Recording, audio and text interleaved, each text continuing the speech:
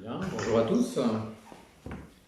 Nous sommes pile à l'heure, 11 heures. On va laisser 1 ou 2 minutes aux retardataires éventuels pour nous rejoindre.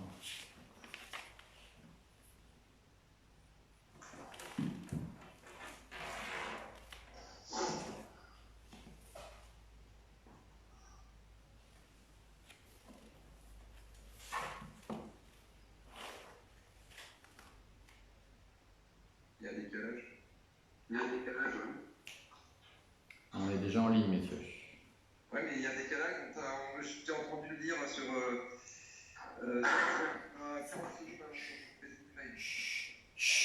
Alors,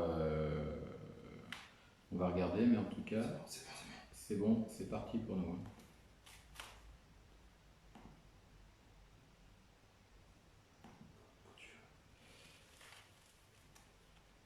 Voilà, nous sommes donc en ligne à nouveau avec des membres éminents de l'équipe municipale. Je vous expliquerai dans un instant pourquoi nous avons changé de tête, notamment parce que les autres têtes sont en train de distribuer des masques.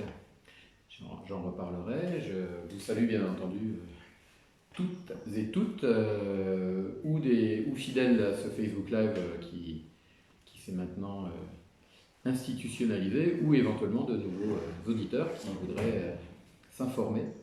Alors évidemment, la séance d'aujourd'hui et de ce matin coïncide avec la distribution d'un communiqué numéro 7, donc on va y revenir et l'expliquer. Et c'est aussi pour ça que j'ai demandé à 5 membres de la majorité. Je vais commencer par Stéphane Hautecoeur qui est en présentiel avec moi, mais à distance sanitaire suffisante, adjoint à la circulation et à la sécurité. Est-ce que Stéphane nous entend ? Oui, bonjour à tous et merci de tous être présents, comme tous les samedis matins, depuis le début de Covid. Donc nous avons également, merci Stéphane, nous avons également Jean-Michel Mazet, adjoint au sport. Oui, bonjour Philippe, bonjour à toutes et à tous et bienvenue parmi nous. Parfait, on va évidemment avoir une page sport non négligeable dans la perspective du déconfinement. Nous avons également Sébastien Roth, adjoint à l'urbanisme et aux travaux. Bonjour à tous. Et également, merci Sébastien, et Jean-Paul Recourt, conseiller délégué à la citoyenneté. Bonjour à tous et bienvenue pour notre Facebook Live hebdomadaire. Alors, pour les réglages techniques, Jean-Paul est peut-être un tout petit peu près de son micro. Voilà. Si tu t'éloignes un peu, qu'est-ce que ça donnerait ? Entre les deux. Voilà. Merci Jean-Paul. Alors, au préalable, donc, comme je vous l'ai dit, nous avons donc distribué, grâce aux agents municipaux que je remercie, en plein jour férié, le 8 mai, c'est-à-dire hier, le communiqué numéro 7, qui prend acte des déclarations du Premier ministre de la veille, qui vous décrit également tout le travail qui a été réalisé avec l'Éducation nationale pour être au rendez-vous de la réouverture des écoles et des services à l'enfance. Nous avons également précisé comment nous allons nous y prendre sur les masques, et comme je viens déjà de le laisser entendre, il y a une équipe municipale à pied d'œuvre en ce moment même pour commencer la première phase de la distribution de masques, c'est-à-dire la distribution aux personnes prioritaires qui sont au nombre de 300.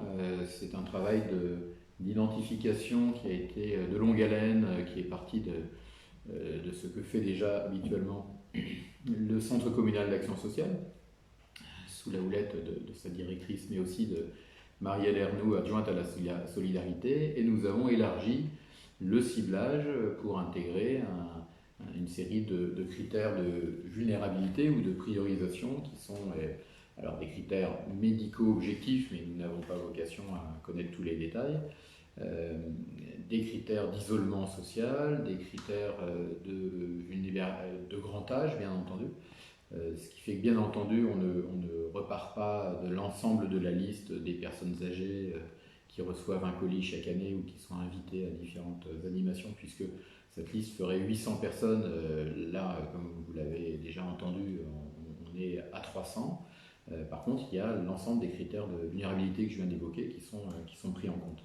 Donc ce travail nous a permis déjà de prendre contact avec les uns et les autres grâce à l'équipe Solidarité. Vous aviez déjà entendu parler de notre numéro spécial, d'un numéro de portable solidaire, des échanges téléphoniques et déjà des appels sortants auxquels nous avions procédé. Et là, on passe à cette nouvelle phase de priorisation de ces personnes, puisque c'est par elles qu'on commence la distribution de masques.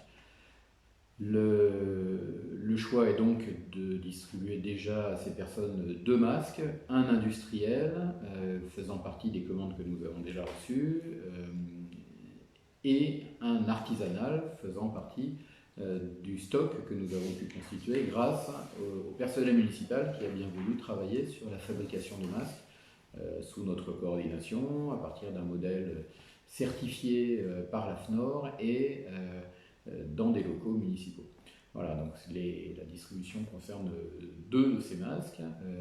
Il y aura dès lundi également une distribution de ces 2 types de masques au personnel. Il y aura 2 masques artisanaux et un masque industriel pour chaque membre du personnel.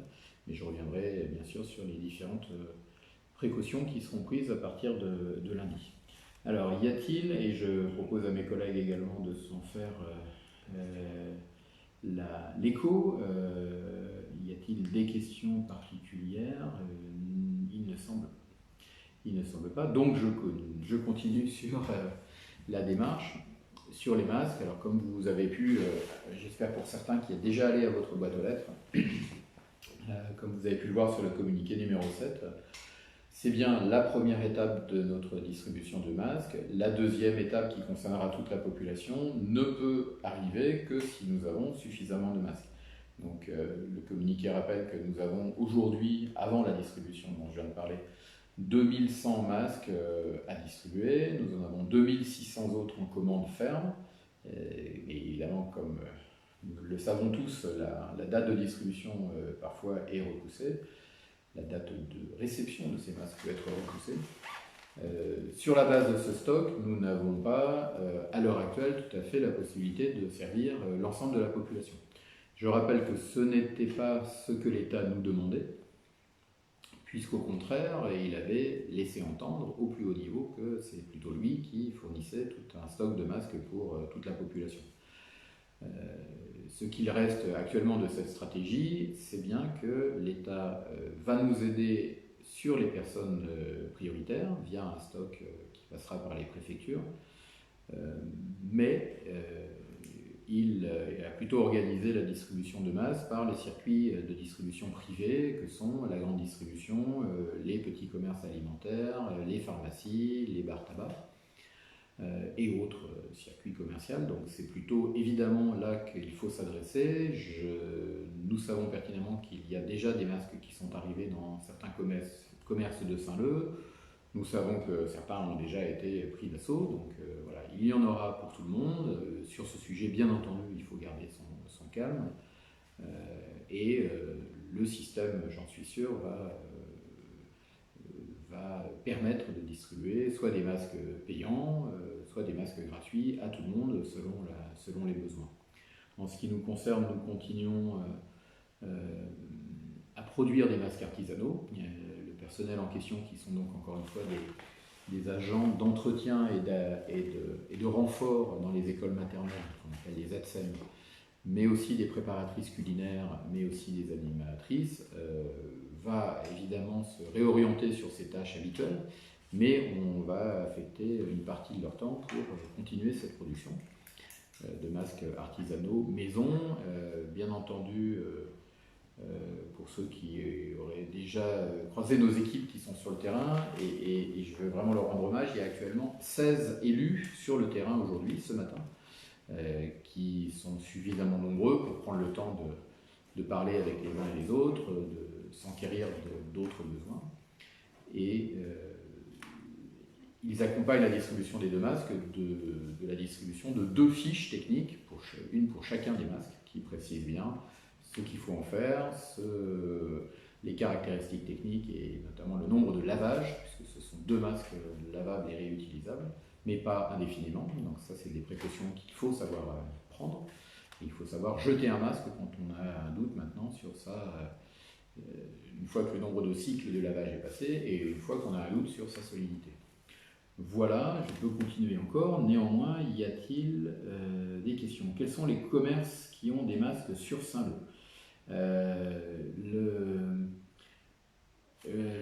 À notre connaissance, donc il y a le bar tabac de la gare. Il y a, si Stéphane a d'autres précisions, Lidl en a eu. Je ne dis pas qu'ils en aient encore. Le Carrefour Express en attend. Alors, je t'en prie, Sébastien, effectivement, si tu veux compléter. Voilà, on t'entend un petit peu faiblement, si tu veux recommencer. Je disais, les pharmacies, c'est fait partie des produits qui vendent tout le temps. Alors qu'ils vendaient tout le temps ou qu'ils remettaient tout le temps aux soignants. Non, mais c'est un produit médical qu'ils ont. Ils se sont Voilà. adaptés et pour le temps qu'ils proposent une offre au grand public. Voilà, c'est ça. Donc, ils vendaient aux personnes sur prescription médicale, ils vont élargir. C'est vrai qu'on n'est pas complètement capable de s'engager sur le fait qu'ils en aient à aujourd'hui, mais bien sûr, ça fait partie des commerces qui peuvent en vendre et qui ont forcément prévu d'en vendre. On a expliqué sur le communiqué qu'on tiendrait forcément au courant la population via notre site internet sur ce sujet précis, de manière à ce que...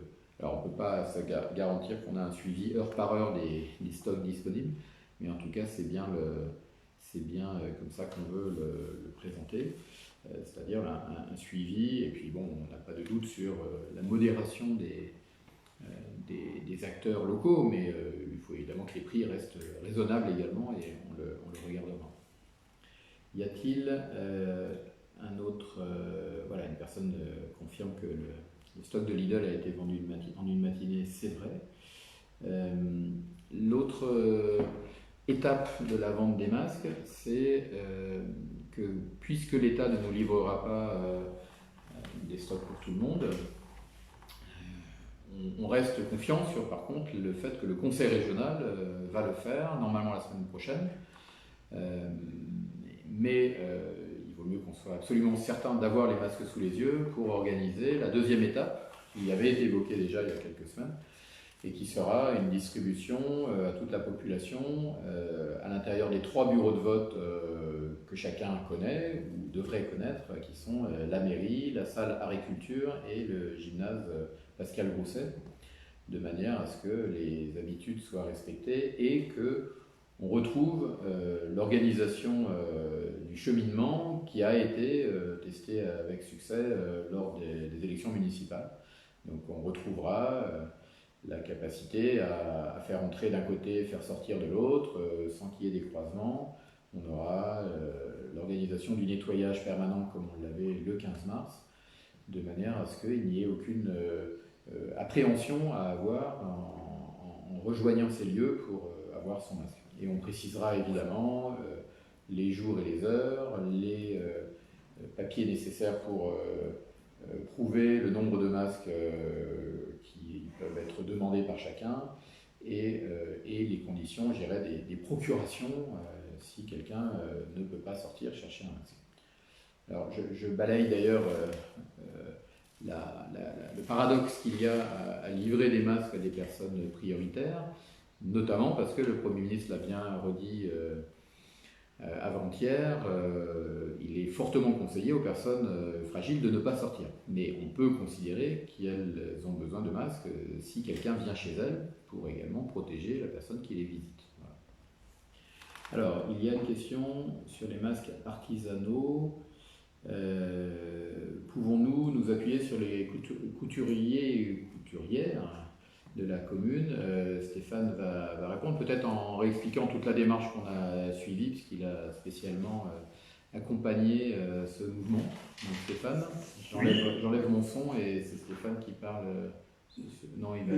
Oui, non, je vais même en profiter pour vous montrer une photo de nos couturières aussi qui ont bien œuvré. Je te cède la place alors. Voilà, merci Frédéric.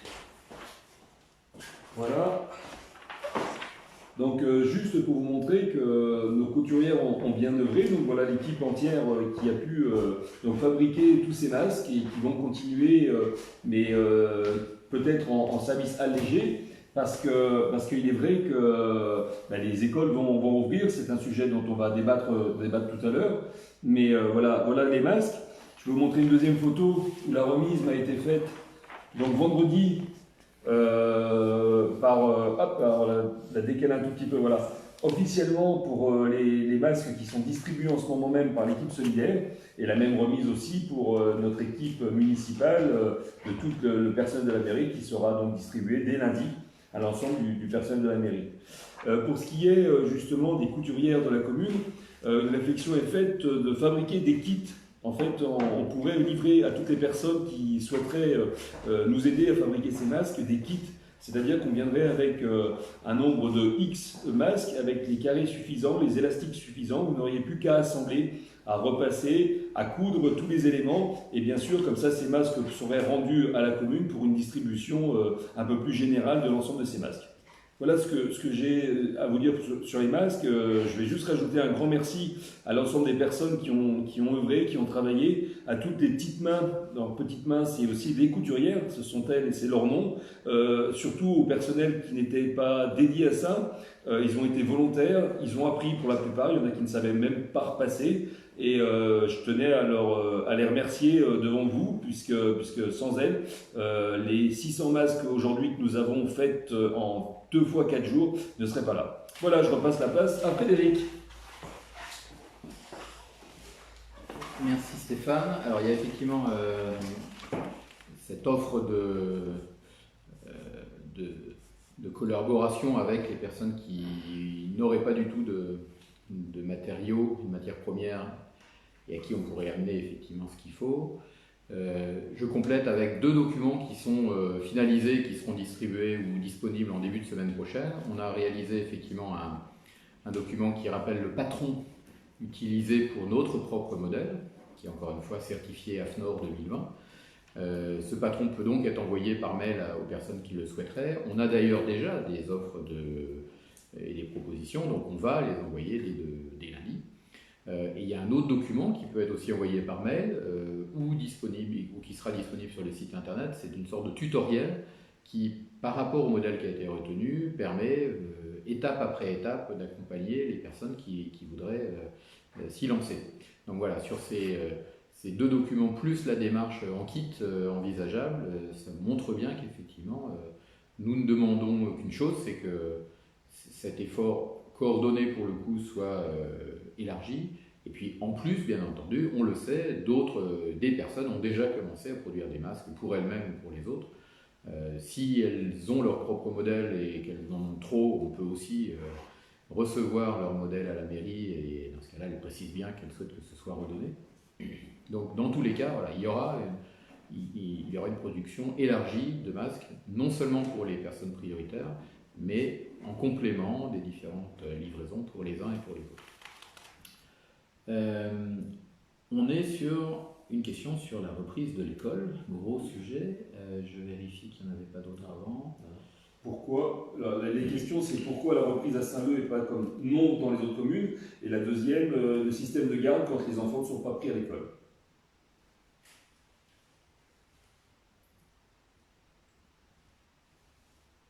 Je lis bien les questions, mais c'est effectivement ce thème-là.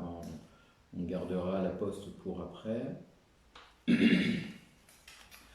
Alors, grand sujet, donc, qui fait l'objet de la première page du communiqué, que je vais résumer tout en étant précis sur les questions qui sont en train d'être posées. Le déconfinement est un phénomène qui concerne l'ensemble de la société, qui n'est pas facile à gérer, qui repose encore sur une transition volontaire de la part des uns et des autres. Mais à partir du moment où l'éducation nationale annonce son souhait d'ouvrir certaines écoles si les enseignants souhaitent revenir, nous nous devons d'accompagner cette réouverture. Une municipalité, une commune, de par la loi, doit fournir les locaux, doit les fournir en état de marche et dans le cas précis, évidemment, désinfecter et nettoyer encore plus souvent que d'habitude. Et elle peut également aller au-delà en proposant des moyens matériels qui sont tous optionnels, mais qui sont tous très utiles. Dans l'ordre, pour les écoles maternelles, le choix qui est fait à Saint-Leu et qui va au-delà du strict minimum, c'est d'avoir un personnel ATSEM, donc c'est les personnes que j'ai évoquées tout à l'heure, qui produisent aussi les masques, dans chacune des classes maternelles, et ça fait donc 7 personnes à plein temps affectées aux écoles qui sont des personnels municipaux. Au-delà de ça, nous avons donc des personnels d'entretien. Le choix qui est fait pour cette réouverture, c'est de dire qu'il y aura une mise à disposition d'un personnel d'entretien en permanence dans chacune des 4 écoles. Donc là aussi, le renforcement des précautions est réel, je pense qu'il n'y a pas de doute là-dessus. Les procédures que ces personnels utilisent sont écrites dans un document qui s'appelle Plan de sécurisation des espaces scolaires et des services à l'enfance, qui écrit en détail ce que nous faisons habituellement pour le nettoyage et ce que nous rajoutons comme procédure. Ce document a été distribué par mail depuis hier à tous les parents d'élèves qui fréquentent nos services à l'enfance, et il est disponible à tout autre parent qui ne fréquenterait pas nos services à l'enfance mais qui fréquenterait les écoles de Saint-Leu. Vous comprenez que nous n'avons pas les mails d'absolument tous les parents. Bien sûr, il a été discuté à l'avance avec les enseignants, je vais y revenir, et distribué aux enseignants ainsi qu'aux représentants de parents d'élèves. Donc c'est vraiment notre charte, notre engagement de sécurisation pour la réouverture. C'est dans ce contexte-là que nous considérons qu'effectivement, et je considère que je n'ai aucune raison à ce stade de signer un arrêté qui interdirait la réouverture des écoles. Encore une fois, les démarches de certains maires, qui ne sont pas la majorité, mais qui sont une démarche que je peux respecter, c'est de considérer que les bâtiments ne sont pas en état de fonctionner correctement, et c'est sur ce motif-là qu'il ferme les bâtiments. Ce n'est pas un maire qui a le pouvoir de fermer le service public de l'éducation nationale, qui est un service d'État. Voilà. Je considère qu'à partir du moment où on a pris de très grandes précautions, qui sont évidemment à vérifier chaque jour avec les directrices, je n'ai pas de raison de m'opposer à cette réouverture. Ensuite, quel est le niveau de la réouverture? Ça dépend effectivement, et là c'est la deuxième question qui était posée, ça dépend de l'organisation de l'éducation nationale localement et également des réponses qui sont apportées à nos propositions. L'organisation de l'éducation nationale localement, c'est que certains enseignants qui ne peuvent pas revenir pour des raisons de santé ne reviennent pas. Les enseignants qui sont là ne pourront assurer leur activité en présentiel, donc dans les classes, que 2 jours sur 4. Le choix qui est fait par l'éducation nationale, c'est que les 2 autres jours sont consacrés par les enseignants à suivre à distance des élèves qui resteraient chez eux. Nous avons donc, à partir de cet état de fait, considéré qu'il était important pour nous de proposer une 3e journée de présence possible pour les enfants, qui peut être assurée par des animateurs municipaux, mais qui doit être assurée, puisque nous sommes en temps scolaire, nous sommes dans le cadre de la réouverture des services scolaires, mais cette mise à disposition nécessite la coordination fonctionnelle, on va dire, des directrices. Donc il y a, pour être très précis, à l'heure où on se parle, il y a une école, JB Clément élémentaire, où il y aura un animateur municipal la semaine prochaine, dans le cadre de cette proposition. Cette proposition n'a pas encore été suivie d'une réponse positive sur les 3 autres écoles, soit parce que la rentrée très échelonnée fait qu'il n'y a pas de besoin de débordement à ce stade, soit parce qu'il y a encore des discussions en cours sur la répartition des rôles des uns et des autres. Mais en tout cas, la proposition est claire, on a les animateurs pour y répondre, on est dans le cadre scolaire, donc c'est dans ce cadre-là que nous nous situons. nous ne sommes pas en situation de créer un mode de garde parallèle à l'école.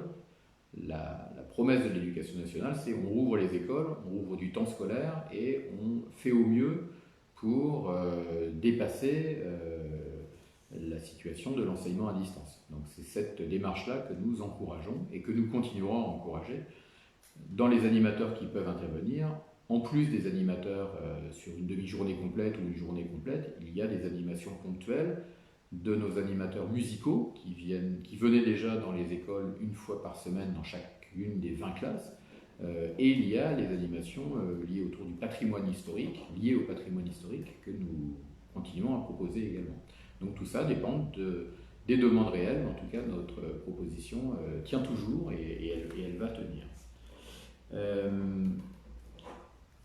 Voilà sur les écoles. S'il y a des compléments sur les écoles, y a-t-il des compléments sur les écoles de la part de mes collègues, parce que je ne voudrais pas être le seul à parler, ou sur les établissements d'enseignants, je vais me permettre d'utiliser les compétences quand même des deux personnes qui sont derrière moi pour leur demander de donner une précision sur la non-réouverture du collège, s'il vous plaît. L'un ou l'autre, Jean-Paul Recourt ou Sébastien Roth. Jean-Paul m'entend? Jean-Paul, on n'entend pas. Tu n'as pas. Ah, excusez-moi, écoute. Voilà, on recommence. Concernant le collège, effectivement, comme vous le savez, l'ouverture a été reculée. Le collège était fait pour accueillir tous les enfants. Et à partir de lundi, nous recevrons donc les enfants de soignants et d'enseignants. Voilà. Mais sinon, toutes les mises en sécurité avaient été faites pour le collège pour recevoir les enfants. Donc, il n'y a aucun souci de ce côté-là. Voilà, nous attendons donc les nouvelles directives.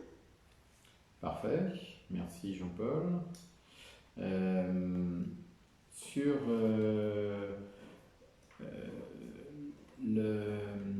la cantine, donc j'aurais dû effectivement le préciser, l'accompagnement de la réouverture des écoles passe bien entendu par la réouverture dès lundi de nos propres services à tous. Alors quand je dis lundi, je n'ignore pas que la réouverture des écoles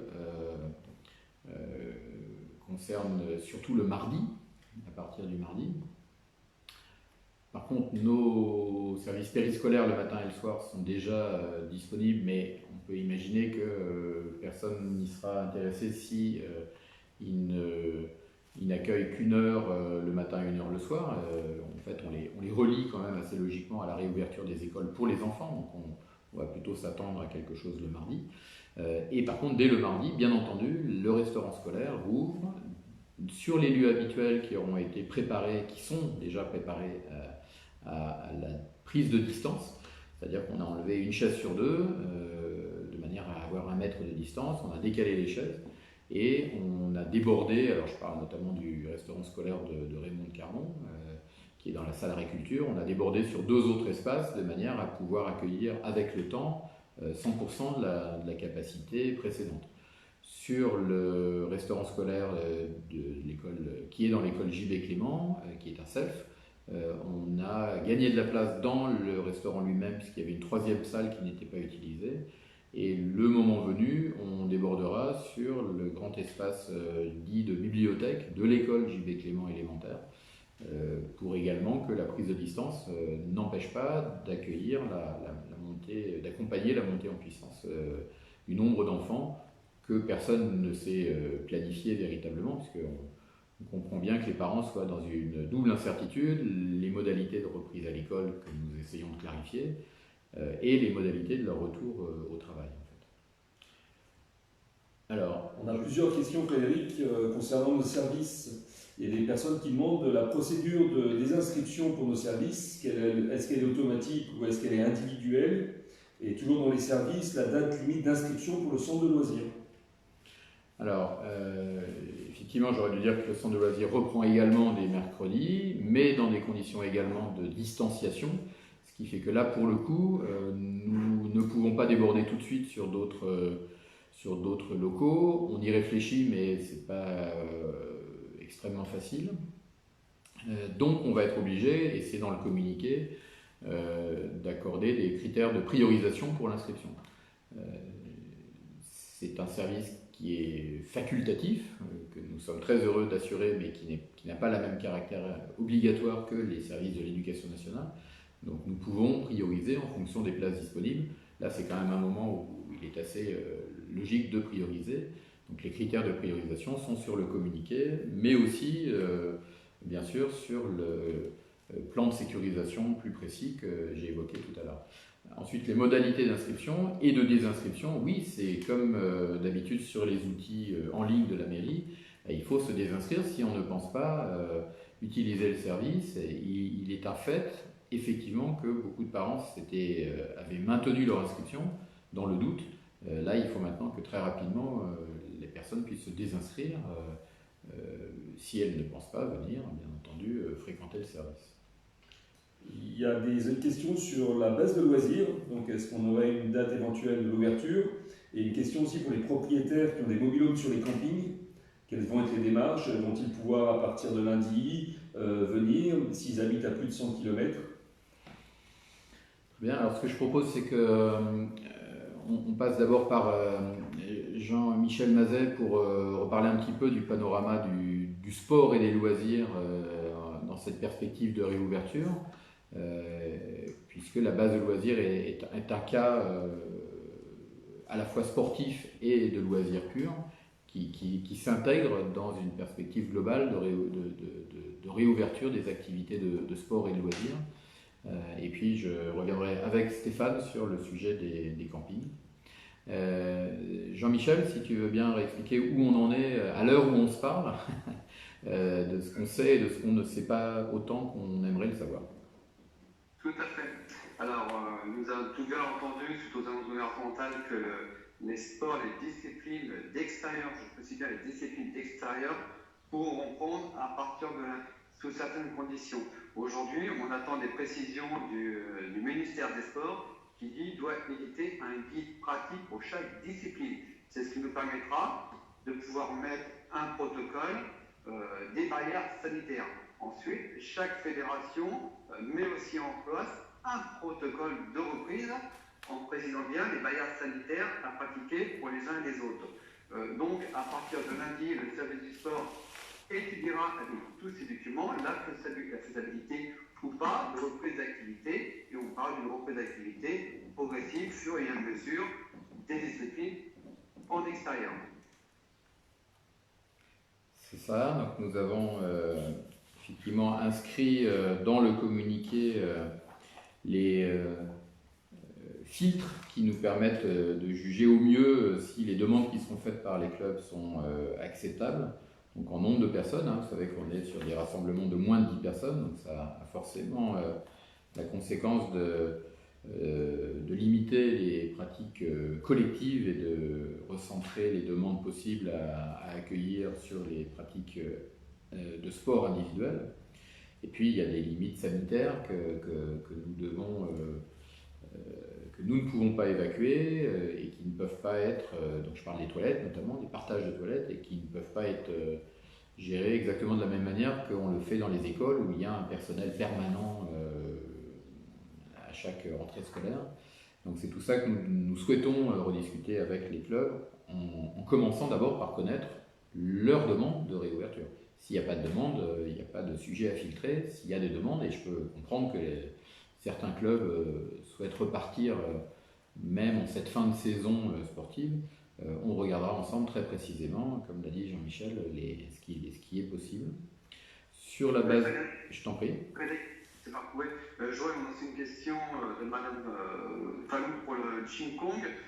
Oui, moi ce que je propose, c'est qu'il se rapproche de nous dès lundi, enfin en début de semaine, et on étudiera ensemble, on verra les protocoles par rapport aux annonces aussi, et comme je le disais, le document qui doit être édité par le ministère des Sports, on verra de quelle manière on peut leur permettre de reprendre une activité ou pas, tout en gardant bien cette distanciation, cette réglementation.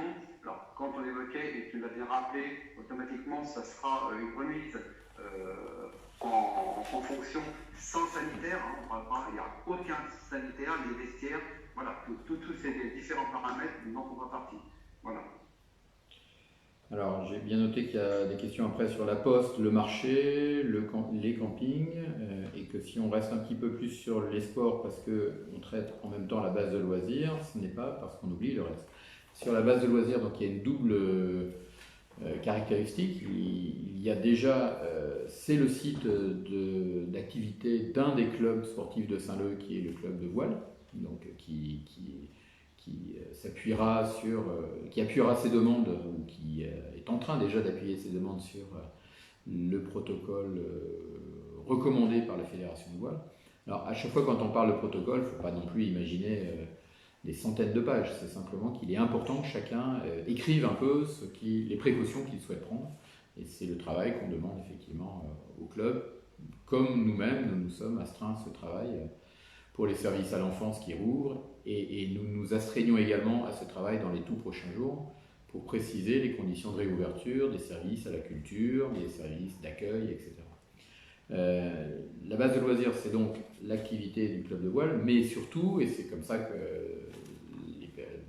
les habitants la connaissent davantage, l'accueil d'un très grand nombre de personnes, puisque c'est environ 100 000 personnes payantes qui franchissent les portes de la base de loisirs sur une année. Donc évidemment, la rentrée, ou plutôt l'ouverture de la saison est déjà retardée. Évidemment, ce n'est pas une bonne nouvelle. Et là, comme vous l'avez probablement vu, le Premier ministre a abordé la question des centres nautiques, donc pas spécifiquement des bases nautiques. Donc ça fait partie des précisions que nous attendons. Sommes-nous dans le cadre d'un centre nautique ? Il a dit d'abord que c'était typiquement le genre de sujet qui peut faire l'objet d'une autorisation du préfet si nous sommes en situation de proposer, là encore, un protocole sanitaire sérieux. Alors quand je dis nous, c'est que l'exploitant de la base de loisirs, c'est un syndicat intercommunal dont nous faisons partie, mais qui, évidemment, doit prendre en compte les avis des 3 autres communes que Saint-Leu. Donc on sera forcément dans cette situation-là où nous travaillerons, et nous allons travailler très vite avec la base de loisirs, le syndicat de la base de loisirs, pour aboutir à un document. Est-ce que ce document peut permettre donc une réouverture sous condition par le préfet, ou est-ce qu'on est encore dans un autre cas de figure qui ne serait pas celui des centres nautiques? Voilà, c'est quand même, ça fait partie des incertitudes glorieuses que nous devons lever tous les jours. Et évidemment, nous demandons que ça, c'est que tôt ou tard, dans le cadre de ce qui est permis en zone rouge, puisque je vous rappelle que nous sommes en zone rouge et que normalement c'est moins facile de réouvrir certaines activités qu'en zone verte, progressivement, tout comme certains sports doivent pouvoir recommencer, on peut espérer que l'activité de la base de loisirs puisse recommencer, mais il y a bien toute la prudence dans cette réponse. Est-ce qu'il y a donc de quoi, peut-être Stéphane réévoquer les campings, même si c'est une question qu'on ne saura pas forcément traiter complètement aujourd'hui. Stéphane, s'il te plaît. Oui, alors concernant les résidences secondaires, puisqu'on parle de camping, il y a aussi toutes les personnes qui ont des résidences secondaires. Justement, aujourd'hui, nous attendons l'autorisation, l'attestation qui va paraître lundi sur toutes les préconisations de déplacement. On sait aujourd'hui que les 100 km sont à vol d'oiseau, ce qui n'était pas très détaillé avant.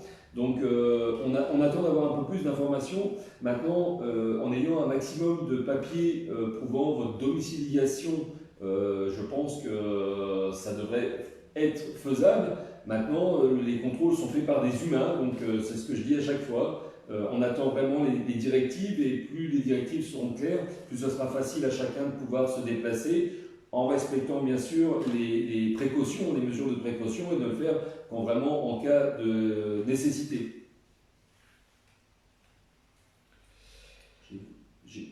C'est parfait. Je vois qu'il y a effectivement des questions encore sur le domaine de l'enfance qui n'auraient pas été traitées. Donc, inscription des inscriptions sur le site, appel du service scolaire bien entendu, au-delà des 2 jours de prise en charge en présentiel par les écoles, j'ai déjà expliqué que nous, on en propose un 3e aux écoles de confirmer leurs besoins. Autrement, on ne peut pas prendre à part du temps scolaire des enfants, à part le mercredi en centre de loisirs. Pas encore de possibilité de planifier le centre de loisirs pour l'été et notamment les différentes sorties, et notamment les sorties à la base de loisirs. Tout ce qui est dans le domaine culturel fera l'objet d'un autre communiqué dans les tout prochains jours pour préciser de quelle manière, bien entendu, la médiathèque et l'école des arts vont reprendre. Et bien entendu, c'est aussi, il faut être très précis sur les mesures de précaution sanitaire qui seront prises. Le principe est, dans la médiathèque, de créer un sens unique de circulation, de désinfecter les livres, de les mettre à part plusieurs jours avant de les remettre au prêt, de protéger les accueils comme tous les accueils de la mairie seront protégés. Et le principe est bien sûr, parce que j'ai vu que c'est une question, on ne va, ça c'est déjà une question pour le passé, on ne va pas facturer, là je parle de l'école des arts, alors là aussi les précautions sanitaires sur chaque cours sont analysées dès lundi. D'abord il faut qu'on connaisse la disponibilité médicale, je dirais, de chaque enseignant. Les précautions au niveau bâtiment seront précisées et on va forcément faire une nuance entre les cours collectifs et les cours individuels pour éviter les rassemblements, et on va forcément faire une nuance entre certains instruments qui peuvent projeter un peu plus de gouttelettes que d'autres. Donc tout ça est précisé dans un communiqué numéro 8 qui reparlera de l'ensemble des conditions d'ouverture des services. Je ne suis pas en train de nous excuser, mais vous l'avez vu, tout ça est toujours très tendu au niveau du calendrier. Nous étions repassés en orange mardi avant de repasser en rouge jeudi, donc il faut faire aussi avec cette période où les incertitudes restent grandes jusqu'au dernier moment. C'est pour ça qu'on a quelques jours de battement là à vous demander pour bien expliquer dans quelles conditions chacun pourra retrouver le chemin des services culturels notamment. On passe à la poste pour vous dire que nous restons toujours sur l'idée que le bureau doit réouvrir plus d'une journée par semaine et dans des conditions d'accueil plus agréables. Donc si ce n'est pas encore le cas, on va refaire la démarche. Est-ce que... alors pour les attestations dans le domaine scolaire, c'est évidemment aux responsables des écoles de fournir cette attestation, et c'est là où je peux effectivement comprendre qu'il y a un aller-retour, hein, dont je suis désolé, mais qui ne dépend pas de nous, entre l'ouverture partielle de l'école et l'employeur qui doit le comprendre, qui doit en tout cas en avoir connaissance. Je te renvoie peut-être... mais si mes collègues et amis veulent intervenir sur différents sujets qui concernent des thèmes qu'on est en train d'aborder, est-ce que vous avez des compléments, messieurs? Pour le moment, non. On a toujours la question pour le colis de la maraîchère. Est-ce que c'est toujours actif? La réouverture du marché le 16, comment ça va se passer? Est-ce qu'elle continuera à faire des colis? Voilà, toutes ces questions. Alors, on s'est donné un objectif qui était de rouvrir un marché un peu plus traditionnel le samedi 16 mai. On est en train de vérifier qu'il pourra y avoir quelque chose, mais ça reste notre objectif. Il est probable que la technique de la commande préalable par téléphone soit maintenue, même si la présence physique reprend le samedi matin, de manière à ce que ce soit un service supplémentaire de commander à l'avance et de passer prendre son panier, ce qui permet comme ça d'être sûr qu'on aura bien quelque chose. Alors il y a toujours l'incertitude du contenu du papier, du panier, mais ça fera l'objet d'un des virages qu'il nous faut être prêt à prendre. Je suis persuadé qu'on aura l'occasion de revenir très très longuement sur les leçons de cette crise, le fait que nous devons vivre autrement, vivre plus localement dans certains cas, y compris au niveau de l'alimentation. Et ça peut créer des habitudes qui ne sont pas tout à fait au niveau de nos exigences à tous jusque-là. Mais par contre, nous devons nous dire que nous allons vivre mieux, manger mieux, bouger mieux. Et c'est sur toutes ces grandes orientations que notre équipe va se positionner. J'en profite pour dire qu'au niveau citoyenneté, au niveau développement durable, au niveau de la vie des quartiers, voilà, les 3 conseillers délégués sur ces 3 sujets précis sont bien entendu dans les starting blocks pour pouvoir faire avancer tous ces sujets après la crise. Est-ce qu'il y a des sujets que je n'aurais totalement zappés pour l'instant? Et on a la question pour la réouverture des bords de l'Oise. Alors, je te laisse faire, ainsi que sur la police municipale.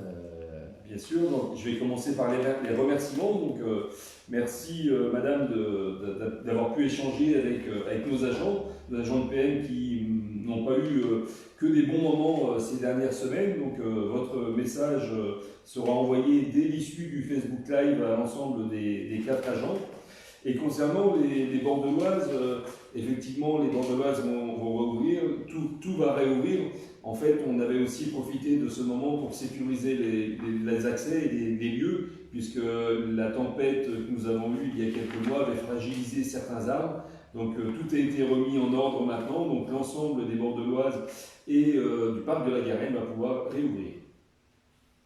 Voilà, ça me fait d'ailleurs penser sur ce thème de la vie reprend ou la vie continue que il y a un sujet qu'on avait annoncé dans le communiqué précédent ou même l'avant-dernier qui n'a pas été repris ici, et c'est les travaux sur le quartier anciennement Stradal. Comme nous avons l'adjoint aux travaux et à l'urbanisme, Sébastien Roth, il peut peut-être nous remettre en mémoire ce qui était prévu et ce qui est en train de se lancer. Sébastien? Au niveau de Stradal, Un peu plus fort peut-être, et le micro n'est pas totalement fluide. c'est mieux comme ça? Oui. Alors au niveau de Stradal, il était prévu la démolition avec un départ courant avril, on est dans les clous, donc ils ont commencé, maintenant ça fait 10 jours, donc démolition de la dalle, des bâtiments, avec évacuation des déchets sur, pour l'instant, Chambly, l'évacuation d'Oran. Il y en a pour 8 semaines, et puis normalement derrière on va pouvoir commencer la partie construction du nouveau quartier. Après, pour tout ce qui est municipal, on avait plein de chantiers prévus, des fêtes dans les écoles, des travaux sur la faciale, enfin tout un tas de chantiers. C'est très très compliqué en ce moment. Alors déjà pour plusieurs raisons, certaines entreprises ne travaillent pas, d'autres veulent travailler mais n'ont pas les matières premières. Il faut arriver à coordonner tout ça, donc on continue à travailler dessus. On va prendre du retard. On a un exemple, par exemple, les fêtes des écoles, de l'école maternelle, qui devaient être changées sur l'aide qui restait. Je parle de l'école maternelle Jean Massé, qui devait être changée sur la totalité durant l'été.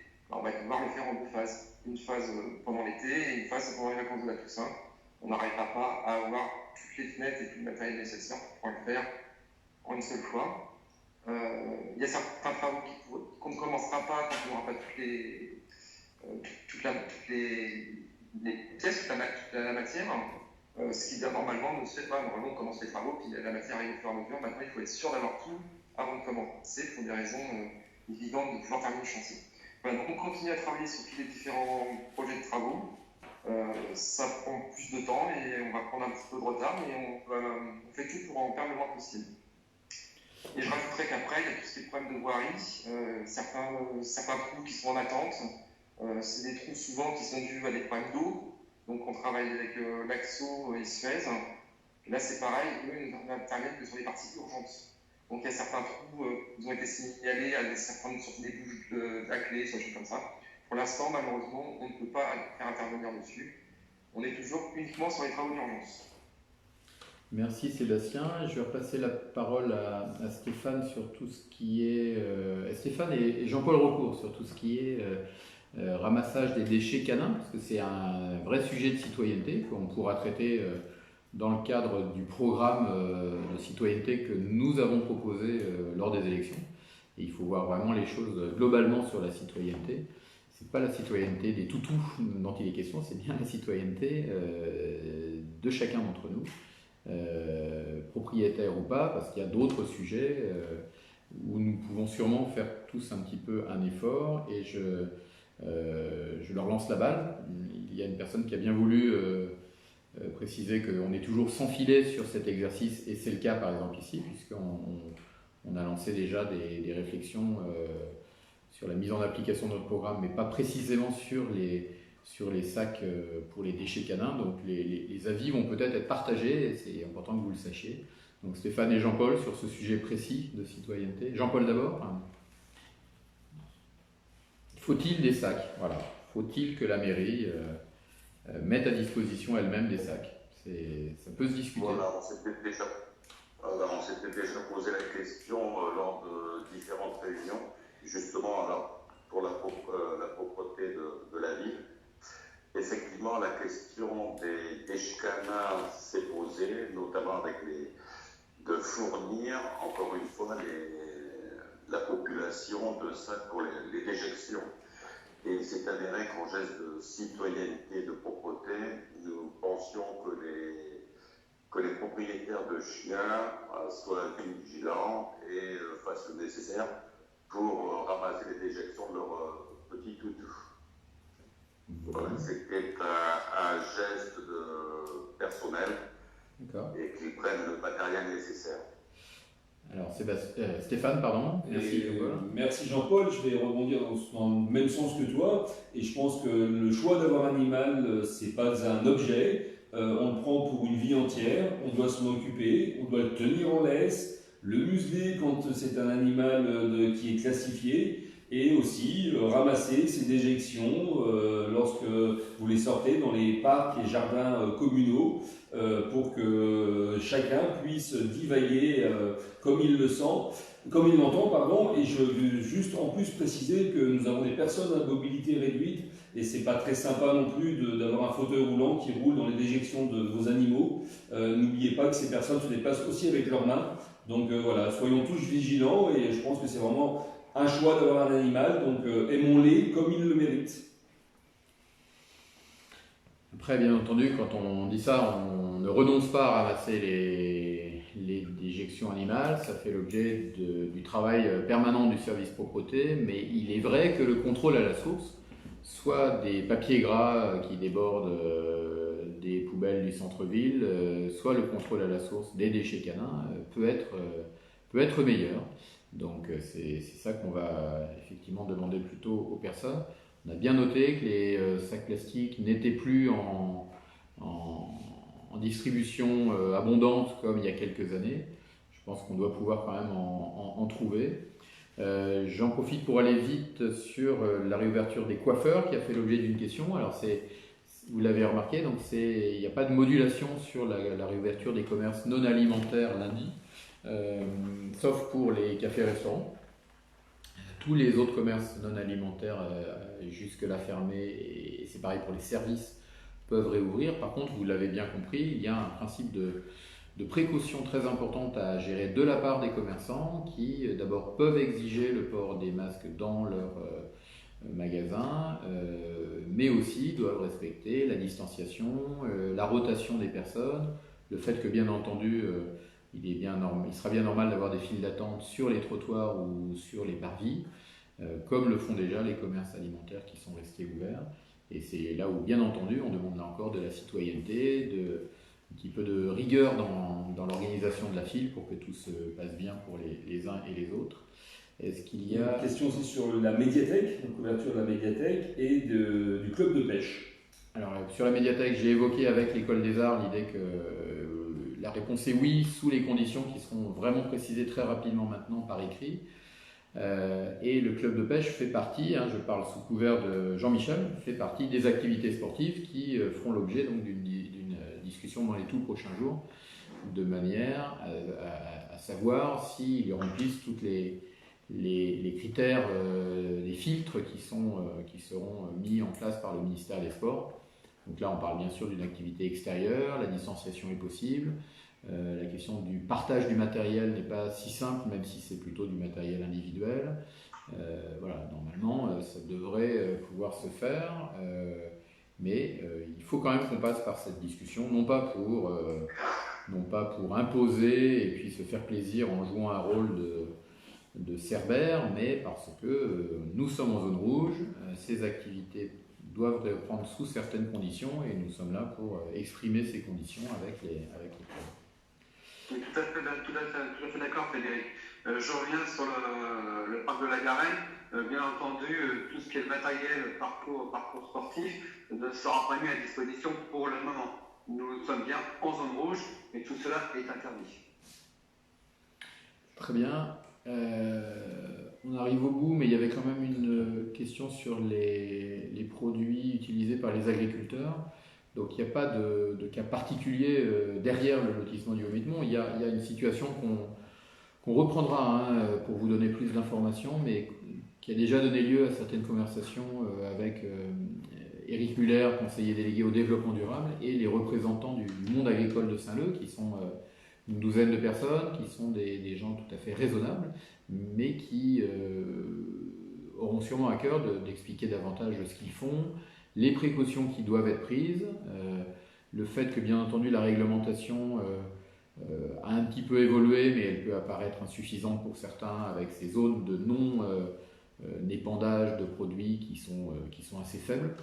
Donc nous nous engageons avec Éric Muller à revenir à une occasion ou une autre sur tout ça. Je voudrais vraiment dire que ce qu'on est en train de faire, et franchement ça nous fait plaisir de voir du public qui se renouvelle et qui s'intéresse. On va vraiment l'élargir et le prolonger, probablement par une retransmission en direct des conseils municipaux, par l'organisation de réunions tous les samedis matins ou souvent le samedi matin à la mairie avec des représentants de quartier, d'acteurs locaux ou sur des sujets très précis comme celui qu'on vient d'évoquer. Voilà, on est vraiment encouragé et très désireux d'ouvrir les fenêtres, si c'était un doute pour certains, de ne pas prendre le résultat très large des élections comme un quitus permanent pour faire n'importe quoi. Nous serons sous la vigilance bien normale des conseillers municipaux, du public, des représentants d'associations. Et cette crise nous a amené à faire une communication de crise extrêmement importante, en forme, en préparation permanente avec l'équipe. Nous allons prolonger cet effort, bien entendu, pour avoir une communication citoyenne et une prise en compte citoyenne de tous les instants après la crise. Il y avait une dernière question. Alors juste un rappel, il y a eu des questions entre-temps sur les masques, donc des distributions. On reviendra vers vous sur les modalités de distribution. En ce moment même, le groupe solidaire qui a identifié entre 300 et 320 personnes qui sont les plus vulnérables sont en train de les distribuer. Il y aura une distribution dans les 3 bureaux de vote, comme Monsieur le maire vous l'a expliqué tout à l'heure. On mettra des points drive en plus, en complément pour ceux qui n'ont pas pu ou ceux qui veulent différemment venir les chercher. Et bien entendu, je vous rappelle le numéro du service solidaire, le 06 71 76 83 28.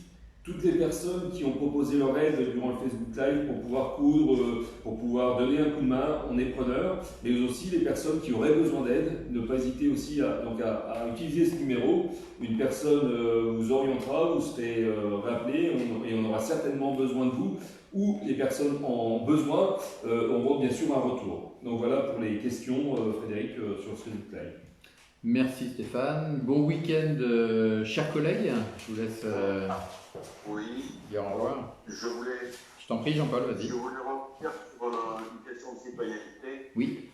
Concernant la cérémonie du jubilé qui a eu lieu hier. Absolument. Donc, dans un premier temps, remercier bien sûr la municipalité d'avoir organisé cette cérémonie. Si on se tape que la flamme du souvenir à l'Arc de Triomphe ne s'est jamais éteint, comme on a pu s'apercevoir qu'à Saint-Leu, c'était de même.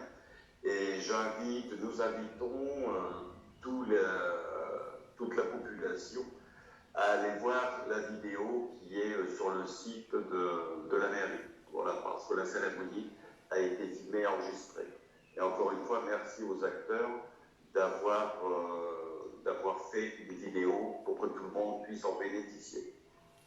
Mais tu en es l'inspirateur, puisque en tant que conseiller délégué à la citoyenneté, tu as toujours attiré notre attention sur la nécessité de ne pas perdre ce souffle-là.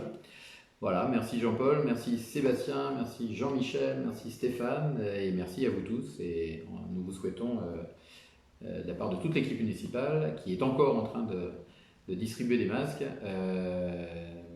un très bon week-end à tous et à très bientôt pour la suite de nos communiqués, de nos Facebook Live, pour bien vous informer.